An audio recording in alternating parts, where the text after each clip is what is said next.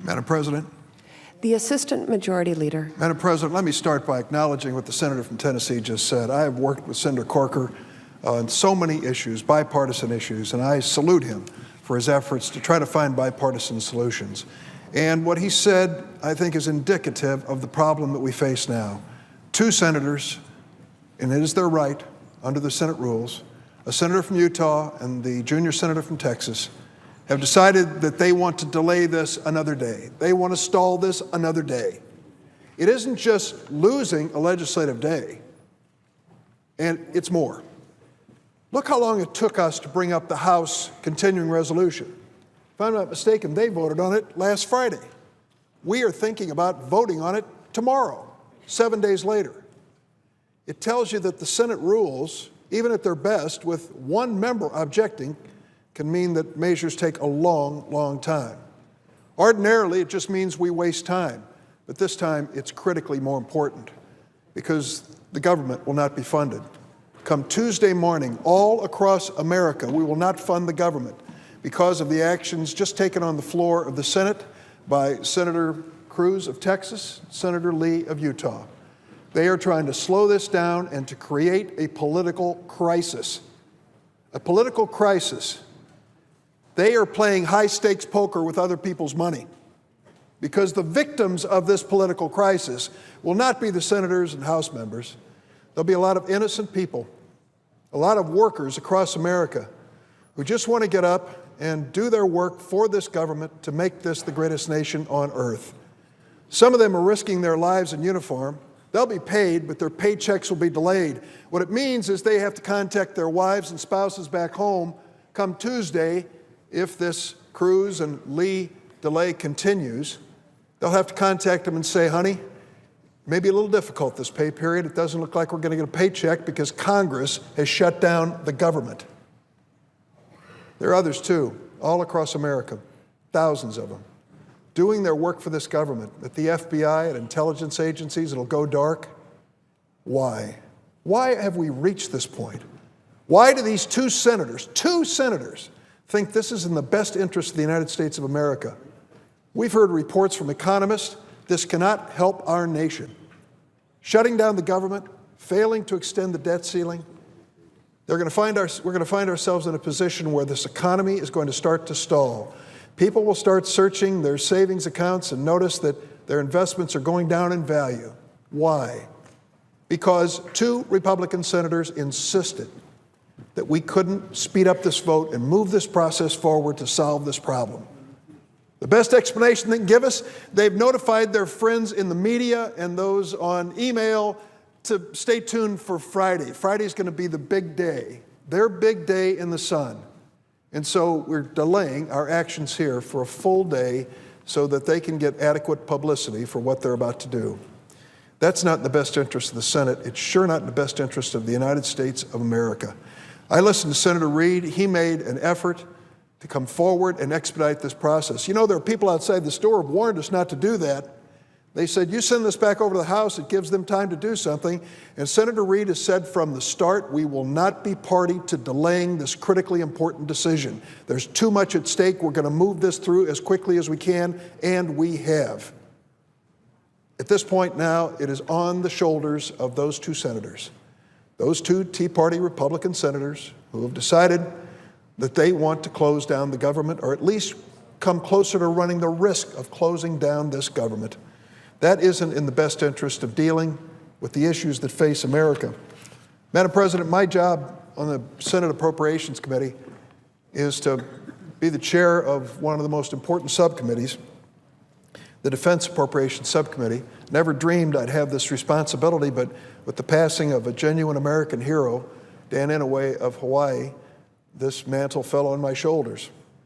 Almost 60% of all the domestic discretionary funds spent by the federal government go through this one subcommittee. There's a lot of hard work involved in putting the appropriation together, but when you consider the responsibility we have, it's even more substantial. This appropriation supports our men and women in uniform and the nation's intelligence agencies that keep our country safe. Let me tell you what a government shutdown is going to mean to them. A government shutdown is going to mean a lot of hardship. I mentioned earlier, uniformed troops calling their spouses to say, we're not going to get our paycheck on time this month. Try to make do if you need it. Something totally unnecessary, something brought on by action on the floor of the United States Senate just minutes ago by 2 Republican senators. There are more than 700,000 civilian employees at the Department of Defense, and half of them will be sent home immediately come Tuesday morning. Sent home.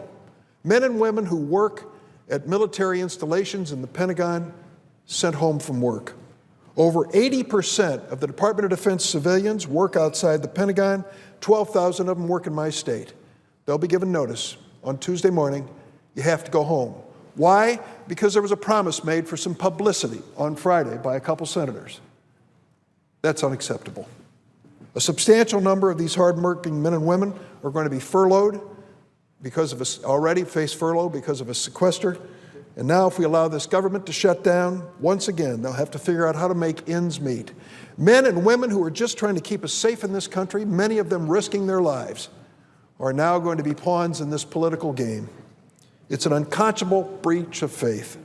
The risk to national security imposed by a shutdown is not confined to the military.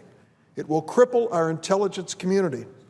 These men and women serve as our country's first line of defense. We rely on their agencies to warn us of threats, to prevent terrorist attacks, and inform leaders making critical national security decisions. The intelligence community workforce, overwhelmingly made up of civilians, and the greatest portion of them will be furloughed because of the government shutdown, a government shutdown that is totally unnecessary, brought on by the House Republicans and 2 Senate Republicans. This shutdown will be quick, and the principal agencies will largely go dark within 4 to 8 hours of the shutdown order. America, its intelligence agencies that keep us safe, are going to go dark because of this political strategy. If the government shuts down, all DoD work will stop on weapons and equipment maintenance not directly related to war. Bases will not be maintained, which will see a degradation of facilities. You'll see massive disruptions all across this country. The Rock Island Arsenal in my state, a critical arsenal that supports more than 54,000 active reserve and retired military. The arsenal is the largest employer in the Illinois-Iowa region, with more than 7,500 employees and more than 70 federal and commercial tenants. The facility adds $1 billion to the local economy, supporting 14,000 jobs in the region. A government shutdown will throw production schedules at Rock Island into chaos as orders get cut back and civilians sit at home under furlough. I couldn't imagine going to these men and women and saying the reason that you've had this furlough and can't come to work is because 2 senators decided they needed some publicity on Friday. Putting the arsenal's capabilities at risk degrades the defense industrial base. It jeopardizes our national and local economy. Same thing is true at Scott Air Force Base. In a shutdown, its 5,000 civilian employees would experience the same loss of pay as everybody else. Scott's 5,500 active duty military personnel and their families would have to get by on savings and reserve while they wait for reimbursement with later paychecks. When you go through these lists, and the lists are long, you think how totally unnecessary this is. Senator Reid has come to the floor repeatedly to tell you what the American people think. 80% of the American people think this is foolish and wasteful. Foolish and wasteful. 75% of Republicans have given up on this strategy. And yet, a handful of willful members of the House and Senate decide they're just going to keep going down this road. Well, I hope that they'll have some revelations in the next few minutes or hours, maybe overnight. I hope that they'll reconsider what they've done here, the risk that they're putting this country at. It's just not appropriate. It's not fair. I listened to them try to explain how they can have a faux filibuster for 21 hours and then turn around and unanimously vote for the next item up on business. It may be an argument that the senator from Texas thinks he understands clearly. Most Americans don't understand what he was saying for 21 hours and then turning around and voting overwhelmingly to move forward on the bill. And let me make one thing clear before we go any further. Obamacare, as we know it, is already funded. It's already funded. Senator Harry Reid is not going to be funding Obamacare. It's already funded, and it will be. It will be under appropriation bills that we pass and CRs. And this notion that he's somehow going to do something sinister, let me remind its critics, we have brought this to a vote in the Senate, one of the most historic votes, painful votes. Senator Reid, you may remember, when our colleague, Senator Ted Kennedy, was brought here on the floor of the United States Senate to vote for that Affordable Care Act, the man was literally dying of cancer. But this meant so much to him that he came down here for the vote at great personal risk and sacrifice. It was great to see a smiling face come through that door again, but we knew we'd never see him again, and we didn't. That's the kind of sacrifice that was made. The votes were taken. And then in the next presidential election, there was a referendum on Obamacare, and the American people were clear. They re-elected President Obama. They rejected Governor Romney's promise to repeal Obamacare. These members, at least two of them, can't accept the verdict of history. They continue to want to fight this battle. But as I've said, they're fighting it at the expense of a lot of innocent people across America, at the expense of some of the best workers in the world, those in military uniform and those in the civilian capacity. Do a great job for us every single day. Picking on them, deciding to make them the object of this political exercise is beneath us as a great institution. Let me close by saying this. I will give credit to Senator Cruz.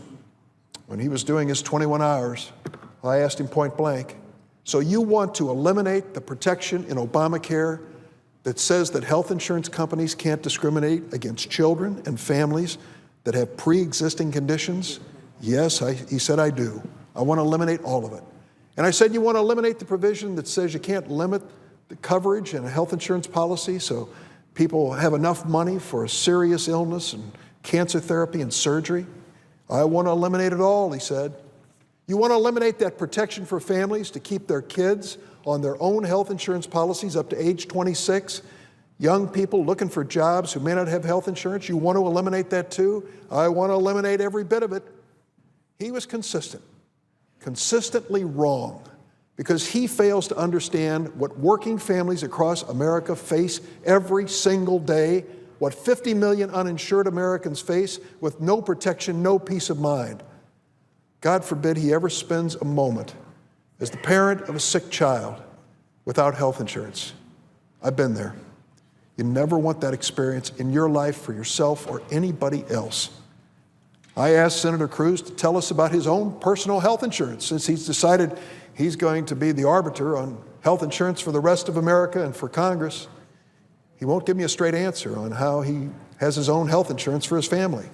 I think he owes it to us. He's told us a lot about his great family, and there's some wonderful stories. When it comes to this issue, he ought to tell us. Where does he get his health insurance? Who pays for it? What's the employer's contribution? What's the tax deduction taken by your employer, if any, for your health insurance? These are legitimate questions. He's raised these questions about millions of families across America, said they're just fine, we can do without Obamacare. Let's hear his explanation of how he protects his family when it comes to health insurance. I don't think that's an unreasonable question. After all, he's the one who raised the issue. Madam President, I yield the floor.